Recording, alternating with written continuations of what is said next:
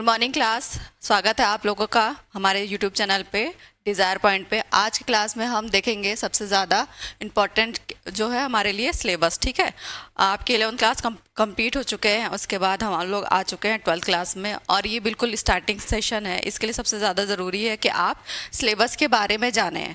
Syllabus सबसे ज़्यादा ज़रूरी इसलिए होता है क्योंकि जब तक आपको सिलेबस नहीं पता चले रहेगा तब तक आपको डिफ्रेंसिएशन नहीं रहेगा कि क्या पढ़ना है क्या नहीं पढ़ना है। बिकॉज कि पीछे कुछ सालों में हमने देखा कि सिलेबस चेंज हो चुका है, तो क्या पता कि हमें नहीं पता हो और हमने कुछ ऐसे भी चैप्टर पढ़ लिए हों जो ज़रूरत ही नहीं है। इस वजह से ज़रूरी है कि हम सिलेबस को जानें। ठीक है, और हमारे 12th क्लास के सिलेबस में जो पूरी यूनिट कितनी है, 5 है। तो हमारा जो सिलेबस डिवाइड होता है 12th क्लास में, पूरा जो 100 मार्क्स डिवाइड होता है वो हमें 70 नंबर जो होता है थ्योरी से मिलता है, प्लस 30 नंबर किससे मिलता है, हमारा प्रैक्टिकल से मिलता है। तो हम इसकी बात अभी नहीं करेंगे, ये स्कूल में ही कराया जाता है। जो कोई भी एक्टिविटी होती है, जो भी होता है, वाइवा वगैरह, ये सब ऐड करके होता है। बट अभी हम इसके बारे में क्या पढ़ेंगे, जो 70 नंबर कवर करता है, 70 मार्क्स, उसके बारे में पढ़ेंगे। ओके, तो सबसे पहले हम देखेंगे कि सारे जो चैप्टर्स हैं वो कैसे डिवाइड किए गए हैं। ठीक है, सारे चैप्टर्स इक्वली डिवाइड नहीं किए हैं, हर किसी के मार्क्स अलग अलग होते हैं। ठीक है, जो हमारा फर्स्ट चैप्टर है, यूनिट है, यूनिट कहेंगे क्योंकि इसमें भी कुछ 1-2 चैप्टर ऐड होते हैं। ठीक है, ये तो ओवरव्यू है। ठीक है, तो पहला वाला है यूनिट हमारा जनन है। जनन हमारे कितने मार्क्स का होगा, 14 मार्क्स का होगा। और दूसरा है हमारा यूनिट अनुवांशिकी और विकास, जीव विज्ञान और मानव कल्याण, जैव प्रौद्योगिकी एवं उसके अनुप्रयोग, पारिस्थितिक एवं पर्यावरण। ठीक है, तो पहली यूनिट हमारी जनन कितने मार्क्स की होगी, 14 मार्क्स की होगी। अनुवांशिकी और विकास हमारा कितने मार्क्स होगा, 18 मार्क्स का होगा। जीव विज्ञान और मानव कल्याण 14, और उसके आगे जितने भी हैं आप देख सकते हैं। फिर सब मिला के हमारा कितने का हो जाएगा, टोटल 70 मार्क्स का हो जाएगा। ओके, फिर हम आगे देखेंगे कि पूरे चैप्टर में डिटेल्स में है, कौन कौन सी यूनिट में डिटेल में क्या क्या आएगा, हम वो पढ़ेंगे। ठीक है, तो हमारा जो चैप्टर है जनन, ठीक है, जनन का मतलब होता है रिप्रोडक्शन। ठीक है, कैसे एक जीव अपनी तरह ही दूसरे जीव को उत्पन्न कर देता है, उस बारे में पढ़ना होता है। ठीक है, तो ऐसा होता है सारे लिविंग मिक्स में मैक्सिमम। ठीक है, कुछ जैसे कि इसमें हम पढ़ेंगे पौधों के बारे में, जानवरों के बारे में। ठीक है, और बीच बीच में और भी जो डिटेल्स दी रहेंगी उसके बारे में पढ़ेंगे। जो हमारा फर्स्ट चैप्टर है जनन के अंदर का फर्स्ट चैप्टर है हमारा पुष्पी पौधे में लैंगिक जनन। ठीक है, अब हम सबसे पहले ऐसा नहीं है कि डायरेक्ट जनन पढ़ने जाएंगे, पहले उसका ओवरव्यू पढ़ेंगे कि इसका पार्ट्स क्या है। ठीक है, तो पुष्प की संरचना पढ़ेंगे कि पुष्प क्या होता है। जैसे कि बहुत सारे पुष्प यानी फ्लावर्स तो हमने देख रखे हैं। ठीक है, जिनको बायोलॉजी नहीं पढ़ना है, जो नहीं पढ़े हैं, वो तो ऐसे नॉर्मली देख लेते हैं, लेकिन जो बायोलॉजी के स्टूडेंट होते हैं उनको पता होता है कि कौन कौन से पार्ट हैं, क्या क्या मतलब है, क्या क्या काम है, वो हम सब पढ़ेंगे। जैसे कि आप जो सबसे नीचे ग्रीन वाला पार्ट देखते हैं उसको क्या बोलते हैं, जो सबसे कलरफुल पार्ट होता है उसको हम क्या बोलते हैं, उसके बाद जो थ्रेड लाइक स्ट्रक्चर धागे की तरह होता है वो हम पढ़ेंगे। कभी कभी कुछ फूलों को टच करने के बाद हमारे हाथ में कुछ पाउडर जैसा आ जाता है। ठीक है, तो उसको भी क्या कहते हैं, इन सब चीज़ों के बारे में हम इस चैप्टर में पढ़ेंगे। ठीक है, उसके बाद पढ़ेंगे इनका विकास कैसे होता है, परागण कैसे होता है, परागण मतलब होता है पॉलिनेशन। ठीक है, उसके बाद हम पढ़ेंगे निषेचन पढ़ेंगे, निषेचन का मतलब होता है फर्टिलाइजेशन। ओके, और दोहरा निषेचन पढ़ेंगे। उसके बाद और भी बहुत सारी चीज़ें हैं, भ्रूण का विकास कैसे होता है, बीज का विकास कैसे होता है, फल का निर्माण कैसे होता है। ठीक है, जैसे कि बहुत सारे प्लांट्स हम लोग देखते हैं। ठीक है, अलग अलग प्लांट में बहुत अलग अलग टाइप के सीड होते हैं। ठीक है, कुछ सीड होते हैं जो बाहर ही दिखते हैं, कुछ सीड होते हैं जो फलों के अंदर होते हैं, जैसे आम वगैरह का हो गया।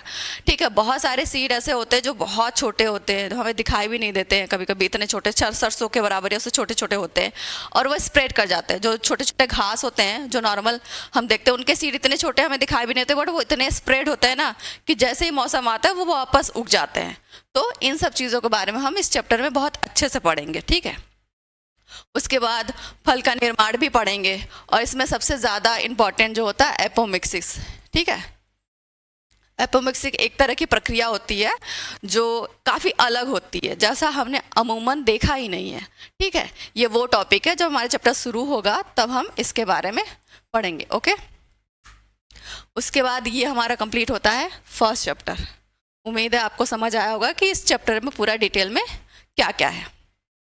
अब हम आते हैं सेकेंड चैप्टर। ऑब्वियस है कि हमने जब प्लांट रिप्रोडक्शन पढ़ लिया, मतलब पौधों में जनन पढ़ लिया, तो ऑब्वियस है कि इसके बाद हम मानव में जनन पढ़ेंगे। ठीक है, मानव में जनन में कुछ ज़्यादा नहीं है, इसमें आप पहले से ही जान रहे हैं, क्योंकि हम खुद मानव हैं तो हम अपने बॉडी से बिल्कुल पहले से रूबरू हैं। तो ऐसा कुछ नहीं है कि हमें नहीं पता कि स्टमक क्या होता है, हेड क्या होता है, आर्म्स क्या होते हैं, और इसमें जो भी चैप्टर्स हैं, जो पार्ट है वो हमें पढ़ने के लिए मिलेगा। और ऐसा नहीं कुछ नया है, जो हम पहले से जान रहे हैं ना, हमें वही जानना पड़ेगा, बस उसका और डिटेल वर्जन पढ़ेंगे।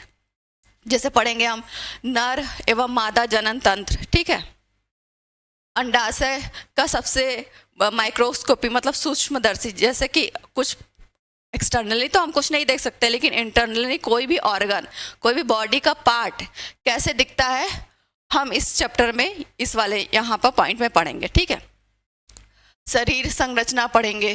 ठीक है, उसके बाद हम पढ़ेंगे शुक्राणु जनन क्या होता है, अंड जनन क्या होता है। ठीक है, निषेचन क्या होता है। ठीक है, और उसके बाद ब्लास्टोसाइट्स कैसे बनते हैं। ठीक है, जैसे कि प्लांट्स में जैसे निषेचन पढ़ा, उसी तरह एनिमल में निषेचन पड़ता है।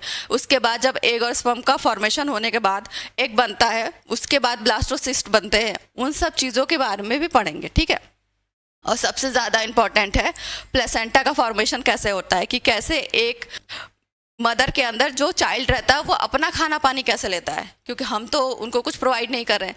जो मदर यानी कि मॉम खाती है वही चीज़ बच्चे को जाता है, तो वो किस प्रोसेस के थ्रू जाता है। ठीक है, इसमें क्या कॉम्प्लिकेशंस वगैरह आती हैं वो सब पढ़ेंगे। ठीक है, मेल का फॉर्मेशन पढ़ेंगे।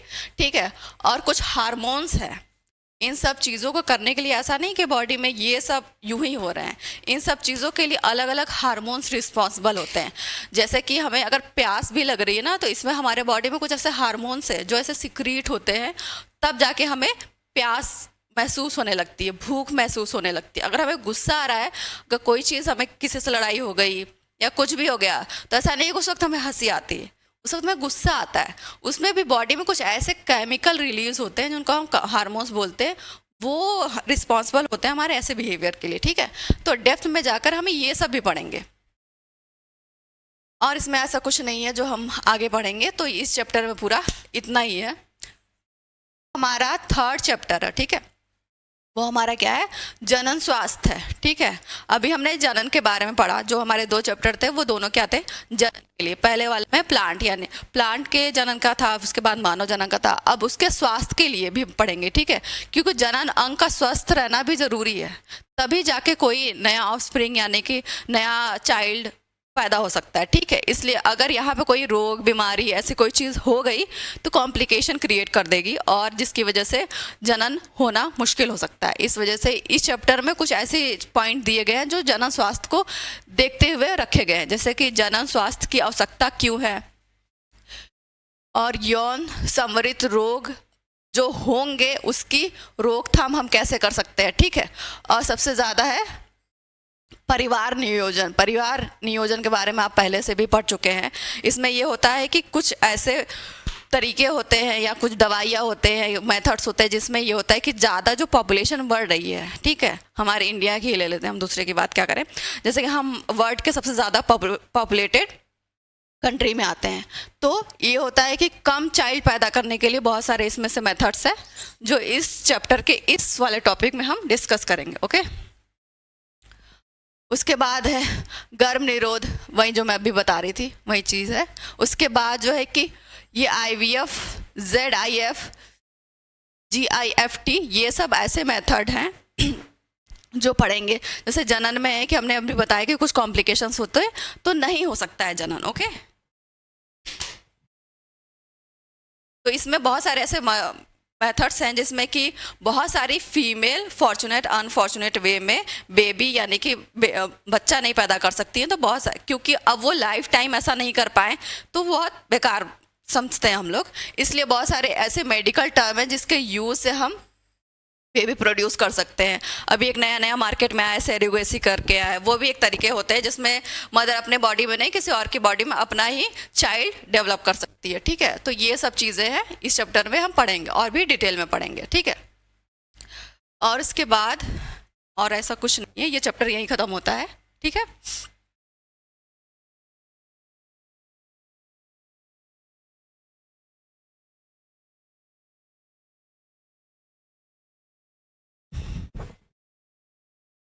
अब हमारा जो नेक्स्ट यूनिट है वो हमारा क्या है, सेकेंड यूनिट है। ठीक है, अनुवांशिकी और विकास। ठीक है, इसमें पहला हमारा चैप्टर है वंशागति और विविधता। मेन इसमें ये जेनेटिक्स का चैप्टर है। ठीक है, जेनेटिक्स का मतलब होता है कि जीन के बारे में पढ़ेंगे। जीन में सबसे पहले आएंगे मेंडल, फादर हैं इनके, जेनेटिक्स के फादर कहेंगे इनको। अब मेंडेलियन के जो रेशियो बनाए थे, क्योंकि इन्होंने क्या किया था, जो मटर के प्लांट में अपना एक्सपेरिमेंट किया था। ठीक है, इन्होंने मटर के प्लांट को चूज किया था और उसमें 7 कैरेक्टर देखे थे कि उनका सीड का कलर कैसा है, वो फ्लावर का कलर कैसा है, उनकी हाइट कैसी है, इन सब पे वर्क किया था। ठीक है, अपना रिसर्च किया था, फिर उन्होंने कुछ थ्योरी बनाई थी, उस चीज़ के बारे में हम पढ़ेंगे। उनके जो अनुपात से विचलन है वो पढ़ेंगे। ठीक है, इसमें टेस्ट क्रॉस और बैक क्रॉस भी पढ़ेंगे, वो एक डिटेल है जो इसमें आगे जाकर हम पढ़ेंगे। और इसमें सबसे ज़्यादा है कि हम लिंकेज के बारे में पढ़ेंगे, क्रोमोजोम के बारे में पढ़ेंगे। क्रोमोजोम का नाम आप पहले भी सुन चुके हैं। क्रोमोजोम जो हमारे 23 पाए जाते हैं, ठीक है, मेल में, और 23 फीमेल में पाए जाते हैं, कुल मिला के 46। ठीक है, तो ये हम पढ़ेंगे इसमें, और लिंकेज पढ़ेंगे, जीन के बारे में पढ़ेंगे, और हमारा लिंग निर्धारण पढ़ेंगे। लिंग निर्धारण का मतलब ये होता है कि हम कैसे ये पता करें कि किस कंडीशन में फीमेल पैदा होती है और किस कंडीशन में मेल पैदा होता है, यानी कि गर्ल चाइल्ड किस कंडीशन पैदा होती है और किस कंडीशन में बॉय चाइल्ड पैदा होता है। जैसे कि XX हो, XX हो तो हमारा फीमेल पैदा होती है। ठीक है, गर्ल पैदा होती है, और XY हो तो हमारा क्या पैदा होता है, मेल पैदा होता है। ठीक है, इसका हम डिटेल जानेंगे कि ये किस प्रोसेस के थ्रू कैसे और क्या चीज़ें होती हैं, वो चीज़ समझेंगे हम। ठीक है, और इसके बारे में थोड़ा सा और भी है इस चैप्टर में, बताती हूँ मैं। इसके बाद हमारे क्या होगा, लिंग निर्धारण के बाद हमारा आता है लिंग निर्धारण में मनुष्य हो गया, पक्षी, मधुमक्खी, इन सब के बारे में पढ़ेंगे। उसके बाद आते हैं जो क्रोमोजोम के विसंगति की वजह से क्या क्या होता है, कौन कौन सी बीमारियां होती है। जैसे कि हमने अभी पढ़ा कि क्रोमोजोम्स नंबर हमारे क्या होते हैं, 46 होते हैं। अगर मान लीजिए फर्टिलाइजेशन के दौरान, निषेचन के दौरान अगर एक कम हो गया, मान लो कि 45 हो गया, ठीक, या 47 हो गया, तो क्या प्रॉब्लम क्रिएट करेगा, क्या ये नॉर्मल कंडीशन है या ये प्रॉब्लम क्रिएट कर सकता है, हम ये चीज़ में जानेंगे। तो इसमें ये होता है कि अगर 45 क्रोमोजोम आ गए या 47 क्रोमोजोम आ गए, तो इसमें क्या बीमारियां होने के चांसेस होती हैं। वो जो चाइल्ड होगा वो डाउन सिंड्रोम, एक तरह की बीमारी है, उससे ग्रसित होगा, या क्लाइनफिल्टर सिंड्रोम जिसमें XXY हो जाता है, यानी कि क्रोमोजोम नंबर 47 हो जाते हैं, यानी 46 से बस एक ज़्यादा होने की वजह से इस तरह की बीमारी हो जाती है। ठीक है, इसके बारे में और कुछ नहीं है इसमें। और इसके बारे में एक दो चीज़ें और है जो किसी डिसऑर्डर, दिक्कत, परेशानी या किसी जीन के ना होने की वजह से होते हैं, वो भी होता है, और वो इसमें हम पढ़ेंगे हीमोफीलिया। ठीक है, तो ये कुछ तरह की बीमारियां हैं और इससे ज़्यादा कुछ नहीं पढ़ना है। ये काफ़ी अच्छा, इंटरेस्टिंग, बहुत बढ़िया सा चैप्टर है, और ये ठीक ठाक टाइम पे ख़त्म हो जाता है। इसके बाद हम पढ़ेंगे जो हमारा नेक्स्ट चैप्टर है, वो हमारा है विसंगति का आणविक आधार। आणविक आधार मतलब होता है कि बहुत बेसिक लेवल, बहुत मॉलिक्यूलर लेवल पे जो चैप्टर्स है उसके बारे में पढ़ेंगे। जैसे कि इसको इंग्लिश में हम कहते हैं मॉलिक्यूलर। ठीक है, मॉलिक्यूलर बायोलॉजी, मॉलिक्यूलर ऑफ, ठीक है, मॉलिक्यूलर बायोलॉजी नॉर्मल बोलते हैं। इसमें ये पढ़ते हैं सबसे ज़्यादा, जो बायोलॉजी आप पढ़ो ना, तो सबसे पहले क्या आता है, तो दिमाग में आता है डीएनए, ठीक है, आरएनए और प्रोटीन, ठीक है।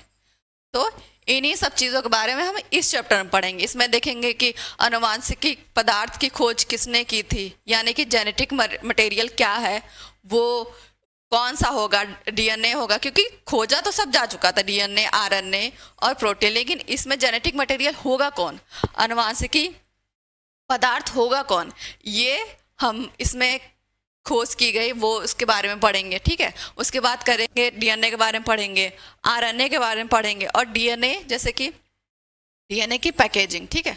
हमारा सेल्स बहुत छोटा होता है, ठीक है, सेल के नीचे क्या अंदर होता है, छोटा सा न्यूक्लियस। अब आप ये समझ सकते हैं कि हमें सेल ही नहीं दिखाई देता अपनी आंखों से, ठीक है। सेल के अंदर जो न्यूक्लियस है वो उससे भी बहुत छोटा होता है, और इसी न्यूक्लियस में हमारा क्या होता है, डीएनए होता है, आरएनए बनता है। तो इतने छोटे से सेल के न्यूक्लियस में डीएनए की पैकेजिंग कैसे होती है, क्योंकि डीएनए होता है बहुत लंबा थ्रेड लाइक स्ट्रक्चर होता है जो दिखाई नहीं देता है वो, लेकिन बहुत छोटा सा और बड़ा सा लंबा होता है, लेकिन स्ट्रक्चर होता है वो कैसे इतने छोटे से सेल में, सेल के न्यूक्लियस में पैकेजिंग की जाती है, वो हम इस चैप्टर में देखेंगे, ठीक है।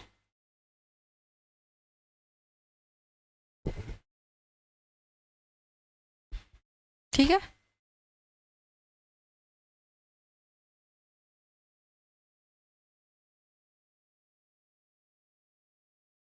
और आगे हम पढ़ेंगे कि सेंट्रल डोग्मा ऑफ लाइफ क्या होती है। सेंट्रल डोग्मा ऑफ है वो डीएनए आरएनए, जैसे कि डीएनए से आरएनए कैसे बना, आरएनए से प्रोटीन कैसे बना, प्रोटीन से कोई कैरेक्टर हमारे शरीर में अगर दिख रहा है, अगर किसी की हाइट है तो यानी कि उसमें ग्रोथ हार्मोन ज़्यादा है, यानी ग्रोथ ज़्यादा होने का मतलब होता है कुछ ऐसे प्रोटीन बन रहे होते हैं हमारे बॉडी में जो ग्रोथ को बढ़ाते हैं हमारे बॉडी में। तो ये सब सेंट्रल डोग्मा ऑफ लाइफ में ही पढ़ेंगे, जैसे कि डीएनए, ठीक है, डीएनए से डीएनए बना तो उस प्रोसेस को हम क्या कहते हैं, ठीक है। उसके बाद डीएनए से आरएनए बना, आरएनए, आरएनए से प्रोटीन बना, ठीक है। तो ये होता है, ऐसा नहीं कि डीएनए से प्रोटीन तक हम जाने के लिए डायरेक्ट पहुंच जाएंगे, डीएनए से आरएनए एक प्रोसेस के थ्रू होता है, बनता है। उसके बाद आरएनए से प्रोटीन हमारा एक प्रोसेस होता है, एक सिस्टम होता है। ऐसा नहीं है कि डीएनए के बाद जो है कि आरएनए की जगह प्रोटीन बन जाएगा, ऐसा कुछ नहीं होता। तो ये सब जो डिफरेंस है वो हम इस चैप्टर में पढ़ेंगे, ठीक है। उसके बाद आता है जीन के बारे में और भी अच्छे से जानेंगे, लैकोपेरॉन, ओपेरॉन, लैकोपेरॉन के बारे में पढ़ेंगे कि कैसे कोई जीन जो होता है वो काम करता है, कैसे कोई स्ट्रक्चर बनाता है, कैसे वो बॉडी पे इम्पैक्ट डालता है, कोई भी जीन कैसे कुछ भी फॉर्म करता है। उसके बाद पढ़ेंगे जीनोम, मानव, फिर जीनोमिक प्रोजेक्ट पढ़ेंगे, ठीक है। जीनोमिक प्रोजेक्ट क्या होता है, जीनोमिक प्रोजेक्ट होता है कि हमारे जो डीएनए पे ना कोडिंग होती है, एटीजीसी ऐसे करके कोडिंग होती है, उसके बाद ही कोई कैरेक्टर बनता है, ठीक है। उस कैरेक्टर को हम जानते हैं, जानने की कोशिश करते हैं कि अगर मान लो कि ए टी जी का कॉम्बिनेशन रहेगा तो मान लो कि हमारे आंखों के ब्लैक कलर के लिए रिस्पॉन्सिबल हो, ठीक है। तो इस तरह के प्रोजेक्ट बनाया जाता है। अभी किसी आईआईटी ने ही एक ऐसा प्रोजेक्ट लॉन्च किया जिसमें इंडिया में किसी एक के पूरे जीन को ही कोड कर दिया गया और उसको भेजा गया, और वो हमारा सबसे इम्पॉर्टेंट टॉपिक था, ठीक है। तो इस तरह के प्रोजेक्ट चलते रहते हैं और ऐसे प्रोजेक्ट के बारे में हम इस चैप्टर में पढ़ेंगे, ठीक है। और लास्ट में आता है कि डीएनए फिंगरप्रिंटिंग। अब जैसे मैं बार बार कह रही हूँ कि कोडिंग कोडिंग कोडिंग कोडिंग, तो वो कोडिंग करते कैसे हैं, उसका प्रोसेस क्या है, ठीक है। उसी प्रोसेस, इस जो डीएनए फिंगरप्रिंटिंग है ना, इसी प्रोसेस के थ्रू हम जानेंगे कि किसी डीएनए का जो स्ट्रक्चर होता है, जो इसमें कोडिंग होती है, वो करते कैसे हैं, ठीक है। फिर उस कोडिंग को जानते कैसे कि इस पॉइंट पे यही यही आएगा, ठीक है। तो ये किस प्रोसेस के थ्रू होता है, हमारे डीएनए फिंगरप्रिंटिंग के थ्रू होता है। ये काफ़ी इजी सिंपल सा ही मेथड है, वो देखने में नया नया है, इस वजह से टफ लगता है शुरुआत में, बट आप एक दो बार पढ़ लेंगे और रिवाइज कर लेंगे तो आपको समझ आ जाएगा कि सबसे ईजी है, बहुत आसान है, ठीक है।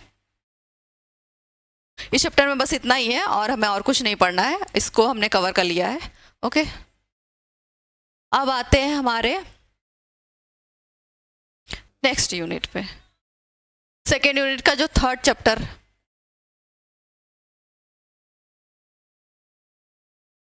सेकेंड यूनिट में हमारा जो थर्ड चैप्टर है, ठीक है, उसमें है विकास। विकास को नॉर्मल इंग्लिश वाले एनसीईआरटी में इसको इवोल्यूशन, ठीक है। अब इवोल्यूशन, विकास, इसमें ये समझेंगे कि जीवन की उत्पत्ति हुई कैसे, क्योंकि हमने बहुत सुना है कि पहले जो है कि पृथ्वी हमारा एक बहुत आग का गोला थी, फिर समय के साथ साथ ठंडी हुई, उसके बाद ऐसे हुआ कि पानी आया, पानी के अंदर जीव आए, जीव से जीव बाहर निकले, उसके बाद बाहर जो ज़मीन पर कैसे जीवन पॉसिबल हुआ। तो इस चैप्टर में हम ये सब पढ़ेंगे कि जैव विकास के प्रमाण, कि हम कैसे ये जानेंगे कि जो जीवन आया ना हमारा, वो पहले वाटर में आया या फिर जमीन पे आया, ठीक है, वाटर पे आया या फिर लैंड पे आया, ठीक है। ऐसे तो है नहीं कि कोई आके इतने सालों के बाद, कितने हजार सालों के बाद हमें पहले आके बताएगा कि नहीं जीवन जो है हमारा पहले पानी पे नहीं जमीन पे आया था। तो ऐसे कुछ साइंटिफिक इवेंट थे जिस पे खोज की गई, तब जाना गया कि पहले जीवन आया कौन से आया, ठीक है, कि पहले जमीन पे आया कि पानी में आया, ठीक है। उसके बाद हम पढ़ेंगे कि डार्विन के बारे में पढ़ेंगे, ठीक है। डार्विन एक सबसे इम्पॉर्टेंट साइंटिस्ट हैं, बहुत ही मशहूर साइंटिस्ट हैं, जो इस आप बायोलॉजी लिए हैं तो आपको पहले से भी पता होगा। और डार्विन के बारे में पढ़ेंगे। मॉडर्न सिंथेटिक थ्योरी, ठीक है, मॉडर्न सिंथेटिक थ्योरी का था कि एक ऐसा एक्सपेरिमेंट किया गया लैब में, ठीक है, जिससे ये पता किया गया कि निर्जीव चीज़ों से, क्योंकि जब कोई भी जीव नहीं आया था, तो जब पहली बार कोई जीव आया होगा तो ऐसा तो है नहीं कि पहले तो सारी चीज़ें निर्जीव थी, पेड़ पहाड़ पानी वगैरह तो निर्जीव ही हम लेते हैं, लेकिन वो क्या प्रोसेस रहा होगा, वो क्या ऐसा एनवायरनमेंट, टेम्परेचर, कंडीशन रहा होगा कि जिसमें हमारा जीव बना होगा। तो यही सेम जो है कि कंडीशन जो बहुत हजारों साल पहले हुई थी पूरी पृथ्वी पर, उसको लेबोरेटरी में किया गया, लैब के अंदर वो एक्सपेरिमेंट किया गया। सेम तरह की कंडीशन लाई गई, सेम तरह का प्रॉब्लम लाया गया, सेम तरह का टेम्परेचर लाया गया, जो 6000 डिग्री सेल्सियस था, 600 डिग्री सेल्सियस था, उस हिसाब से टेम्परेचर क्रिएट किया गया लेबोरेटरी में, फिर दिखाया गया, और यही सिंथेटिक थ्योरी ऑफ इवोल्यूशन कहलाया, ठीक है। वो सेम एक्सपेरिमेंट किया गया, फिर उसका जो रिजल्ट था उस चैप्टर में हम पढ़ेंगे, ठीक है। तो ये काफ़ी अच्छा चैप्टर है, इसमें काफ़ी मज़ा आता है, ये सबसे इजी लगता है मुझे, और इसको पढ़ना काफ़ी आसान है, ठीक है। जीन प्रवाह पढ़ेंगे, अनुवांशिकी अपवाह पढ़ेंगे, हार्डी-वेइनबर्ग सिद्धांत पढ़ेंगे, ठीक है। ये भी एक साइंटिस्ट थे जो किस तरह से कोई भी पॉपुलेशन एक जगह से दूसरे जगह जाती है, किस तरह से उसमें चेंज आता है, किस तरह से अपने आप को नए एनवायरनमेंट में चेंज कर लेती है, और उनका इक्वेशन क्या होता है वो हम इस चैप्टर में पढ़ेंगे, वो हमारे हार्डी-वेइनबर्ग में पढ़ेंगे, ठीक है। अनुकूलन के बारे में पढ़ेंगे। अनुकूलन मतलब कि एडॉप्टेशन, कहीं भी हम जाते हैं किसी और भी जगह और ख़ुद को एडॉप्ट कर लेते हैं, जैसे कि हम अपने घर में रह रहे हैं, उसके बाद हम हॉस्टल में चले गए, हॉस्टल में अभी तक अपने मम्मी पापा के साथ रह रहे हैं, भाई बहन के साथ रहे हैं, लेकिन जब हॉस्टल में आप जाएंगे तो अपने पेरेंट्स तो होंगे नहीं, अपने दोस्त ही होंगे, आपको धीरे धीरे वहाँ पे दोस्त बनाने पड़ेंगे, फिर वहाँ पे आपको ये देखना पड़ेगा कि किससे किससे दोस्ती हो रही है, धीरे धीरे बातचीत करनी पड़ेगी। के बाद आते हैं हमारा थर्ड यूनिट, ठीक है, जीव विज्ञान और मानव कल्याण, ठीक है। इस यूनिट का जो पहला चैप्टर है हमारा मानव स्वास्थ्य और रोग, इसके टॉपिक से हमें पता चल जा रहा है कि हम ह्यूमन के वेलफेयर यानी कि हेल्थ के बारे में पढ़ेंगे, और क्या क्या डिसीज़ होती है, यानी बीमारियां होती हैं, कौन कौन इसकी वजह है, कौन कौन सी वजह होती है जिसकी वजह से बीमारी होती है। मान लीजिए कि हम फुल्की खाए और 1 दिन बाद, 2 दिन बाद, 7 दिन बाद हम बीमार हो गए, ठीक है, तो पानी में ऐसी कैसी चीज़ें थी और कैसे ऐसे माइक्रो ऑर्गेनिज्म थे, सूक्ष्म जीव थे जो हमारे बॉडी में जाकर हमारे लिए हानिकारक थे और हमें बीमारी पैदा कर दिया, ठीक है। जैसे कि हम नॉर्मल है, गर्मी का टाइम आ गया, अप्रैल है ये, और जैसे कि अभी मच्छर है, मच्छर काटेंगे, नॉर्मल काट लेते हैं कभी कभी, लेकिन कभी कभी ऐसा होता है कि इनके काटने के बाद हमें बीमारी हो जाती है, और उसको क्या कहते हैं, मलेरिया, डेंगू, चिकनगुनिया, ये सारी जो तीनों बीमारियां होती हैं हमारे मच्छर की वजह से होती हैं, ठीक है। जो नॉर्मली आप मच्छर से भाग नहीं सकते हैं, लेकिन इस जो सिर्फ मॉस्किटो की वजह से ये सब बीमारियां होती हैं, ठीक है। फाइलेरिसिस, एस्केरिसिस, टाइफाइड, जुकाम, निमोनिया, ये सब रिंगवॉर्म जैसी बीमारियां होती हैं, और इस सब के बारे में बहुत डिटेल में बताया गया है इस चैप्टर में कि क्या क्या वजह है और ये बीमारियां कॉज करती हैं। जैसे कि नॉर्मल हम लोग कहते हैं कि मच्छर हमें काटता है तो उसको हमारा खून चूसना होता है, यानी उससे खाना खाना होता है, ऐसा नहीं होता है। वो क्यों होता है इस चैप्टर में पढ़ेंगे, ठीक है। उसके बारे में पढ़ेंगे इस चैप्टर में, टीके के बारे में, कैंसर के बारे में कि कैंसर क्या होता है, कैसे होते हैं, शरीर के सेल्स में ऐसे क्या चेंज हो जाते हैं जिसकी वजह से कैंसर हो जाता है, ऐसे क्या बदलाव हो जाते हैं जो इंसान को कैंसर हो जाता है। जैसे कि हमने सुना कि ब्लड कैंसर हो जाता है, और भी बहुत ढेर सारे, किडनी में कैंसर हो जाता है, अलग अलग बॉडी पार्ट में कैंसर हो जाता है। उसके बाद पढ़ेंगे एड्स के बारे में, HIV, ठीक है। एक बार जैसे अभी कोरोना आया था, वो काफ़ी खतरनाक बीमारी थी, क्योंकि क्या कोई भी बीमारी खतरनाक है उसका सबसे बड़ा रीज़न होता है कि उसके पास उसकी दवाई नहीं हमारे पास। एक वक्त पे ऐसे आया था एड्स, जिसकी दवाई हमारे पास नहीं थी। अचानक से हमारे जेनेटिक मटेरियल यानी जिस जो हमने DNA RNA बताया ना, उसमें ऐसा चेंज हो गया, ठीक है। अब वैसी दवाई हमारे पास थी नहीं, और जिसकी वजह से बहुत ज़्यादा ये फैला और बहुत सारे लोग मरे। तो वो उसके बारे में भी हम एड्स के बारे में पढ़ेंगे।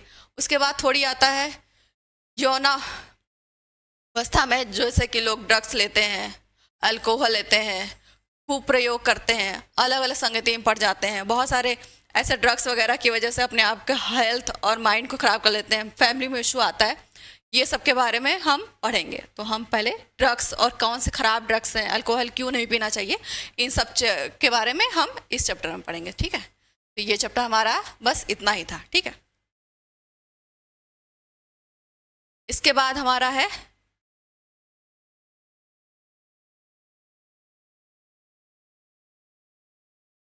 मानव कल्याण में सूक्ष्म जीव, ठीक है। अब घरेलू पदार्थ जैसे कि हम घर में खाए जाते हैं, जैसे कि मेन होता है सूक्ष्म जीव, जैसे कि दूध से दही बन जाना, ठीक है। उसमें भी जो हमारा जैसे कि दही का थोड़ा सा हम लेते हैं, फिर उसको दूध में डालते हैं, और सारा जो है कि दूध कन्वर्ट हो जाता है कर्ड में, यानी कि दही में। तो ये सब हमारे लिए बेनिफिशियल है। जैसे कि दही होता है हमारे लिए बेनिफिशियल होता है, B12 को हमारे बढ़ाता है, इंटेस्टाइन में डाइजेशन को बढ़ाता है, ठीक है। B12 हमारे विटामिन को बढ़ाता है, ठीक है। तो घरेलू खाद्य उत्पाद में औद्योगिक उत्पादन पढ़ेंगे, वाहित मल का उपचार पढ़ेंगे इस चैप्टर में। उसके बाद पढ़ेंगे ऊर्जा का उत्पादन, जैव नियंत्रण कारक और जैव उर्वरक पढ़ेंगे। जैव उर्वरक मतलब फर्टिलाइजर, ठीक है। फर्टिलाइजर के बारे में पढ़ेंगे। फर्टिलाइजर आप जानते हैं जो पेड़ पौधे में डालते हैं, उनके डेवलपमेंट के बारे में, को बढ़ाने के लिए, ठीक है। अब हमारा अलग जो यूनिट आता है वो हमारा 4th यूनिट है, ठीक है। इसको जैव प्रौद्योगिकी कहते हैं, और उसके अनुप्रयोग, यानी कि इंग्लिश में उसको कहते हैं कि हमारा इंग्लिश में बायोटेक्नोलॉजी का चैप्टर है एंड इट्स एप्लीकेशन, ठीक है। बायोटेक, बायोटेक, बायो मतलब होता है बायोलॉजी, ओके। क्या हो गया, बायोलॉजी। टेक मतलब होता है टेक्नोलॉजी, ठीक है, ठीक है। टेक्नोलॉजी यानी कि हम टेक्नोलॉजी को यूज़ करेंगे बायो में, जीवों में, ठीक है। जैसे कि ऑपरेशन वगैरह करने के लिए, जैसे कि हार्ट का सर्जरी करने के लिए, या कहीं नस वस ब्लॉक हो जाती है, तो बहुत सारे ऐसे इक्विपमेंट है जो साइंटिस्ट डालते हैं, फिर वो जाके वो ब्लॉक ख़त्म करते हैं। तो एक तरह की टेक्नोलॉजी है जो यूज़ करते हैं हम, और उस बीमारी को ख़त्म करने के लिए, ठीक है। इस तरह से ही बहुत सारी टेक्नोलॉजी यूज़ होती हैं जीवों के वेलफेयर के लिए। तो इस चैप्टर में हम वही पढ़ेंगे, ठीक है। अब पढ़ेंगे पहले इस चैप्टर में जैव प्रौद्योगिकी, बायोटेक्नोलॉजी, सिद्धांत एप्लीकेशन में अनुवांशिकी, जेनेटिक इंजीनियर, ठीक है।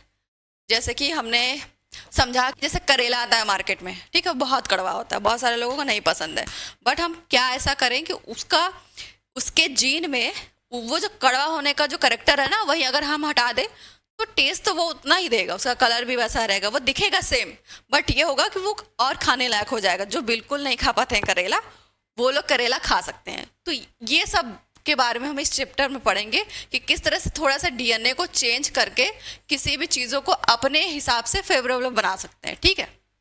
जैसे कि हम गन्ना लेते हैं कोई, ठीक है। अब कोई गन्ना की वैरायटी है, हम बो रहे हैं, ठीक है, खेतों में, वो बहुत मोटा है, उसमें रस भी बहुत अच्छा आता है, उसमें कीड़े भी कम लगते हैं, लेकिन प्रॉब्लम क्या है कि वो गन्ना उतना मीठा नहीं है जितना और कोई वैरायटी है। तो हम ऐसा करें कि कोई ऐसा जीन है जो मीठा किसी दूसरे गन्ने का, जिसमें इतनी क्वालिटी नहीं है लेकिन वो स्वाद में बहुत मीठा है, उसका वो जीन लाकर नए वाले गन्ने के वाले प्लांट के जीन में न्यूक्लियस में ट्रांसफ़र कर देंगे। तो वो गन्ना क्या हो जाएगा कि वो वाला जो हमने ट्रांसफॉर्म किया, बनाया, वो हमारा मीठा रहेगा, थिक रहेगा, उसमें जूस ज़्यादा निकलेगा, वो बहुत जल्दी किसी भी कीट से अपने आप को बचा सकता है, वो वाले कैरेक्टर रहेंगे।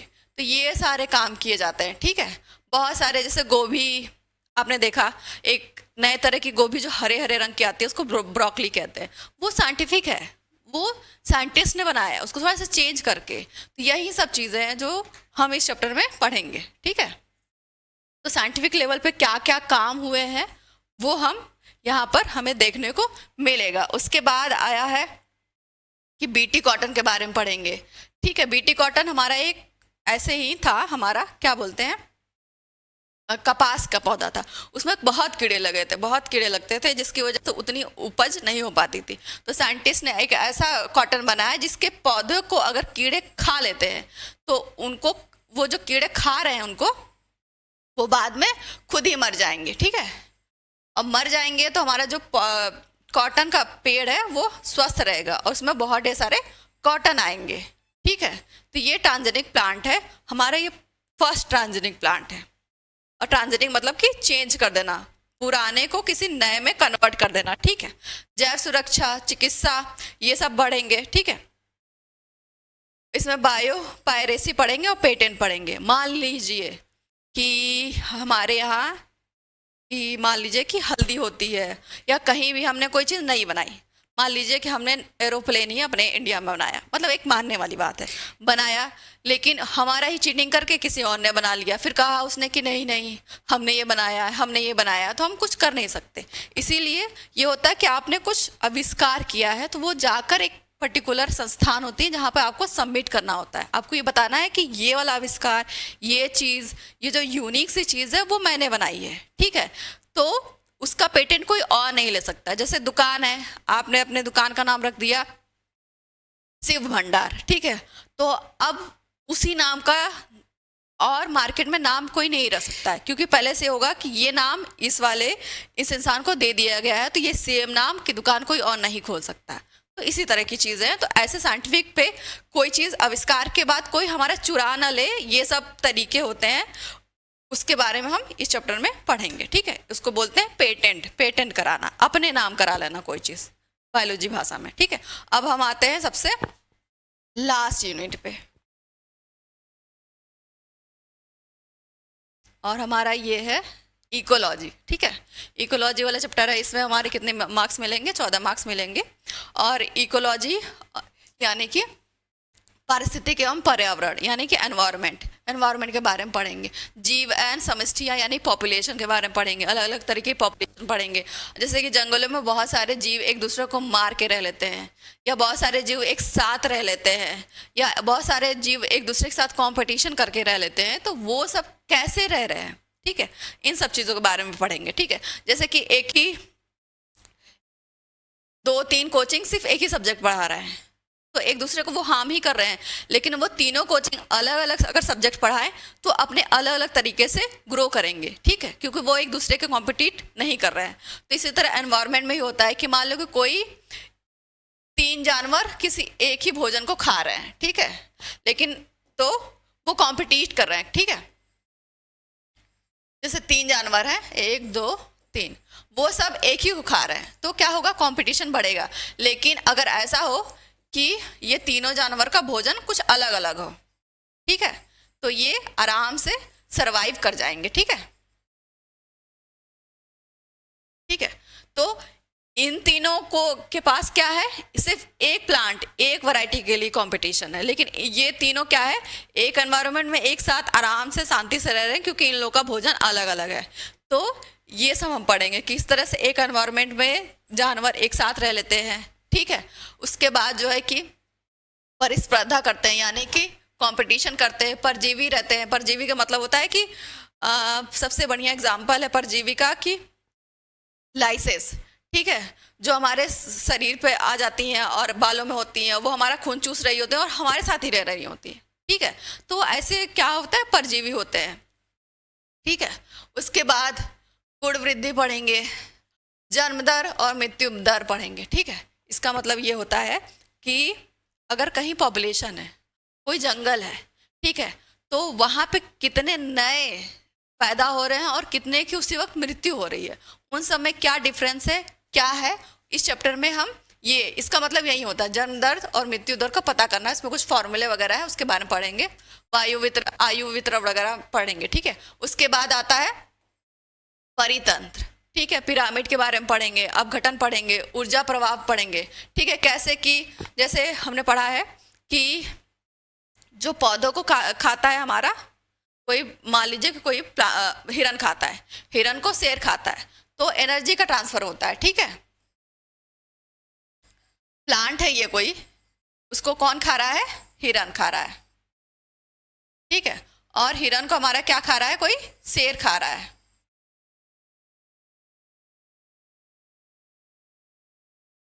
तो किस तरह से, ये भी तो एक एनर्जी है ना, अब ये खाएगा तो इसको एनर्जी मिलेगी, ठीक है, फिर इसको ये खाएगा, ये इसको खाएगा तो इसको एनर्जी मिलेगी।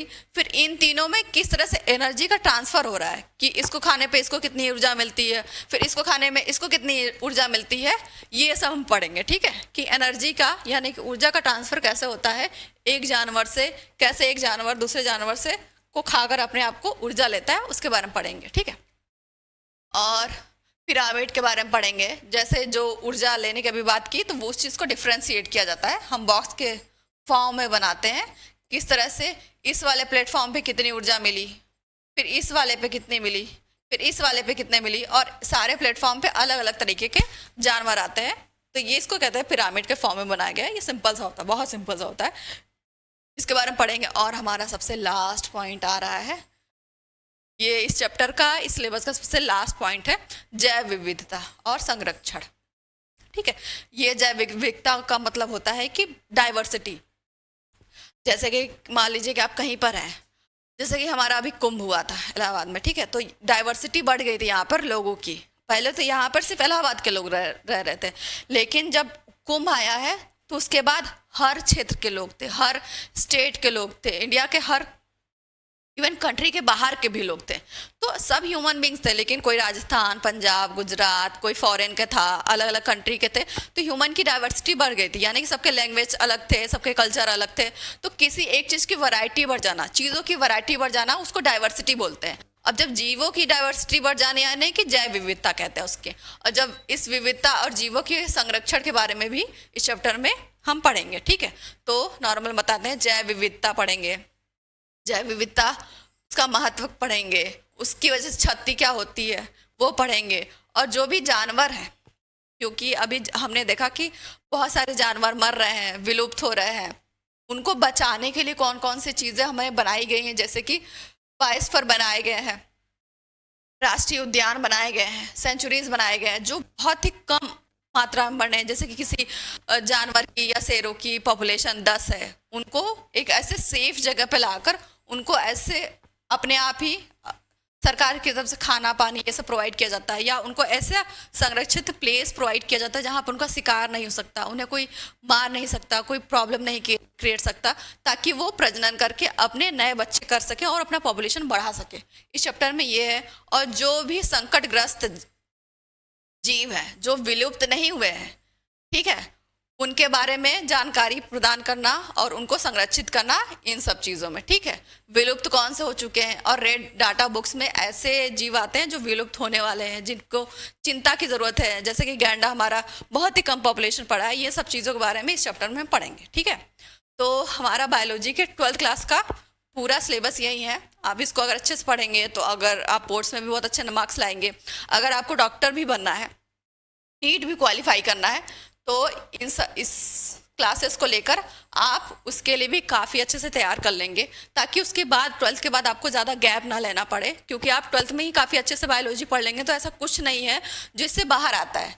एनटीए जितने भी पढ़ाता है, एग्ज़ाम पढ़ाने वाली बात नहीं, जो एग्ज़ाम बनाता है वो हमारे एनसीईआरटी से ही बनाता है, कुछ अलग नहीं बनाता है। जो नीट में आएंगे वो क्वेश्चन इसी से आएंगे, ठीक है। अगर आपका हिंदी मीडियम है तो हिंदी में आएगा, और इंग्लिश मीडियम है तो इंग्लिश में आएगा, ठीक है। ऐसा कुछ नहीं है कि हिंदी और इंग्लिश मीडियम का सिलेबस चेंज है, कुछ भी चेंज है।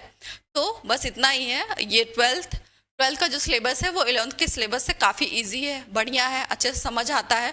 और जितनी ज़्यादा आप पढ़ेंगे, रिवाइज करेंगे, कुछ भी डरने की ज़रूरत नहीं है। कुछ कुछ नए टॉपिक्स हैं, वो जब तक नए हैं तब तक आपको डर लगेगा, लेकिन आप इसको पढ़ लेंगे, आप कैसे उपयोग है, कैसे इसको इम्प्लीमेंट करते हैं, क्या कैसे क्वेश्चन आते हैं, समझ आएंगे, तो ऐसा कुछ टफ नहीं है और ये काफ़ी ईजी होगा। ठीक है, तो जितना रिवाइज करेंगे उतना ही अच्छे से नंबर आ जाएंगे। और कॉन्सेप्ट क्लियर करना ज़रूरी है, बहुत भाग भाग के कुछ भी कंप्लीट नहीं करेंगे हम बहुत आराम से, आसानी से करेंगे और अच्छे से समझाएंगे आपको, होप सो, और बहुत अच्छे से आपको समझ भी आ जाएगा। सो आज के लिए बस इतना ही। Thank you so much for watching.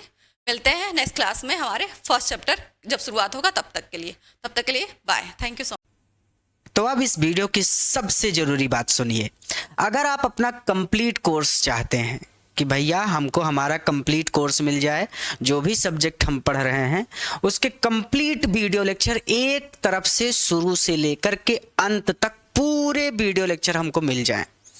अगर आपको अपना कंप्लीट कोर्स चाहिए प्लस आप चाहते हैं कि आपको बने बनाए नोट्स भी मिल जाएं, हमको नोट्स भी ना लिखना पड़े, तो इस सुविधा के लिए, क्योंकि YouTube पर कंप्लीट कोर्स उपलब्ध कराना बिल्कुल भी संभव नहीं है, क्योंकि नोट्स अपलोड करने की कोई सुविधा YouTube पर नहीं है। अब अगर आपको अपना कंप्लीट कोर्स चाहिए वीडियो लेक्चर प्लस नोट्स के साथ, तो आप हमारा डिजायर पॉइंट ऐप डाउनलोड कर लीजिए।